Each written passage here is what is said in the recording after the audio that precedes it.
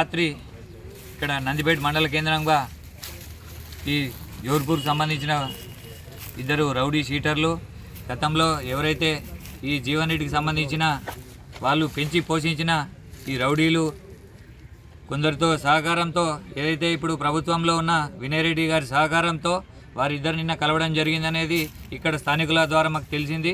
వారందరూ కూడా ఒక కుట్రపూరితంగా కావాలనే ఒక దురుద్దేశంతో ఎమ్మెల్యే రాకేష్ రెడ్డి గారి మీద అనుచిత వ్యాఖ్యలు చేసిన వాల్ పోస్టర్లను ఇక్కడ బస్టాండ్ సమీపంలో కొన్ని రద్దీ ప్రాంతాల్లో అంటించడం జరిగింది. అవి గుర్తించిన మా కార్యకర్తలు పొద్దున్నే ఇక్కడ పోలీస్ స్టేషన్ వచ్చి కంప్లైంట్ చేస్తే వారి ఆధ్వర్యంలో అవన్నీ తీయించడం జరిగింది. ఏదైతే ఈ రౌడీ షీటర్లు ఒక దురుద్దేశంతో చేసిరో వాళ్ళను అరెస్టు చేయాలని చెప్పేసి గత 5-6 గంటలుగా ఇక్కడే పోలీస్ స్టేషన్ దగ్గర బీజేపీ కార్యకర్తల అందరం కూడా ఒక నిరసన కార్యక్రమం చేపట్టడం జరిగింది. దానికి అనుగుణంగానే ఈరోజు పోలీసులు వారిని ఆ రౌడీ షీటర్ను ఒక పూర్తి సెక్యూరిటీ తీసుకొచ్చి మా ముందే ఇక్కడ వేరే స్టేషన్కి తరలించడం జరిగింది. ఏదైతే ఒక అధికార పార్టీకి తొత్తుగా మారితే వాళ్ళు ఏదైనా చేయొచ్చనే చెప్పేసి ఈ రౌడీ షీటర్లు అంత ధీమగా ఉన్నారు. గతంలో ఈ రౌడీ షీటర్లు ఏదైతే ఎంపీ అరవింద్ గారి మీద కూడా దాడి చేయడం జరిగింది.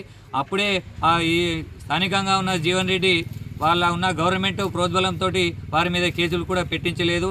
కనీసం ఇప్పటికైనా ప్రభుత్వం కానీ ఈ పోలీసుల అధికార పార్టీకి సంబంధించిన వ్యక్తులు కానీ ఈ రౌడీ షీటర్ మీద చర్యలు తీసుకొని ఈ నందిపేటనే కాకుండా ఈ ఆర్మూర్ నియోజకవర్గాన్ని ప్రశాంతంగా ఉంచాలని చెప్పేసి భారతీయ జనతా పార్టీ తరఫున నేను డిమాండ్ చేస్తా ఉన్నాను.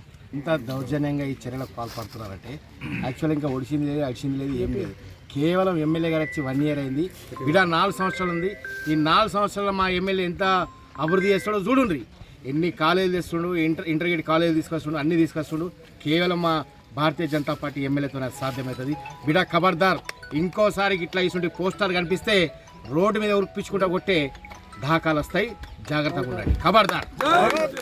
ఈరోజు ఒక 2 రౌడీ షీటర్లు అలాగే ఏమీ పని లేదు.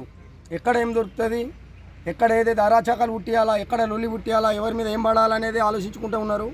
గత ప్రభుత్వంలో వాళ్ళు అన్నీ లేని పుట్టించుకొని అరాచకాలు చేసి డబ్బు అవలీలగా సంపాదించడం నేర్చుకున్నారు.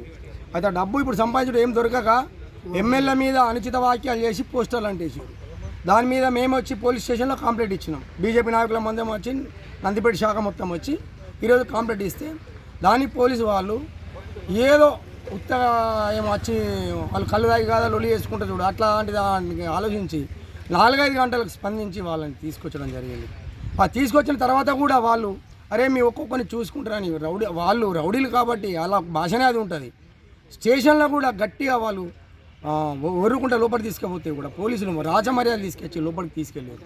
అంటే ఒక ఎమ్మెల్యే మీద మీరు ఏమని అనుచిత వాక్యాలు రాసిరో దాన్ని ఆలోచించుకోవాలి.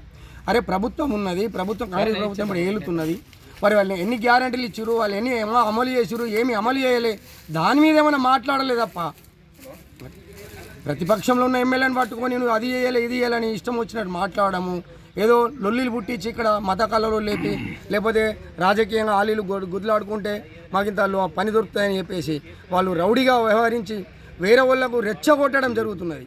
ఈ రెచ్చగొట్టే వాక్యాలు పోలీసులు దయచేసి గమనించి వాళ్ళ పైన కఠినంగా చర్య మా ఎమ్మెల్యే పైన చేసిన ఆ విధంగా వాళ్ళు మాట్లాడిన దానికి ఆ విధంగా పోస్టర్ అంటేసిన దానికి కఠినమైన చర్యలు తీసుకొని వాళ్ళ మీద రౌడీ షీటర్ ఓపెన్ చేయాలని పోలీస్ శాఖను మరీ కోరుతున్నాము.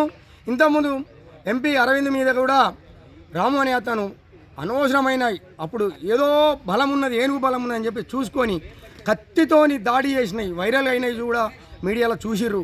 దాన్ని పట్టుకొని అన్న ఇప్పుడు ఆయన మీద రౌడీ షీటర్ ఓపెన్ చేయాలా మీరు గమనించండి.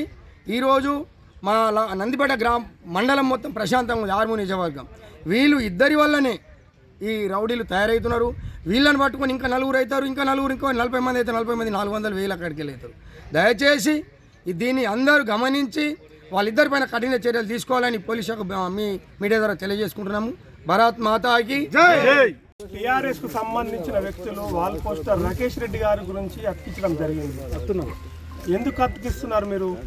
ఈరోజు మీరు అతికించాలన్నా మీరు అడగాలన్నా కాంగ్రెస్ హామీలు 450 420 హామీలు 420 ఇచ్చినాయి. మీరు వాళ్ళకి అడగండి. రాకేష్ రెడ్డి వాళ్ళ అసెంబ్లీలో ఏం మాట్లాడుతున్నారో ప్రజలందరూ చూస్తున్నారు, యూట్యూబ్లో చూస్తున్నారు, టీవీలో చూస్తున్నారు. మీరు అడిగేడుతుంటే వాళ్ళకి అడగాల. కానీ రాకేష్ రెడ్డి వచ్చి సంవత్సరమే అయింది. ఎందుకు అడుగుతున్నారు అంటే మీ జీవన్ రెడ్డి ప్రోత్సాహంతో అడుగుతున్నారా? లేకుంటే వినయ్ రెడ్డిని కలుపుకొని అడుగుతున్నారా?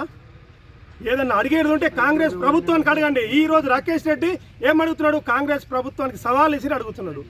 గతంలో మీరు ఎంపీ పైన కూడా ఉదన్పూర్లో దాడి చేసిర్రు, ఇసపల్లిలో దాడి చేసిర్రు. కానీ ఆ రోజు కూడా మేము పోలీస్ శాఖకు మేము కంప్లైంట్ ఇచ్చినాం మీ మీద రౌడీ షీట్ చేయాలని. అప్పుడు కూడా ఎమ్మెల్యే జీవన్ రెడ్డి గారు గవర్నమెంట్ ఉందని చేయలేకపోయిండు.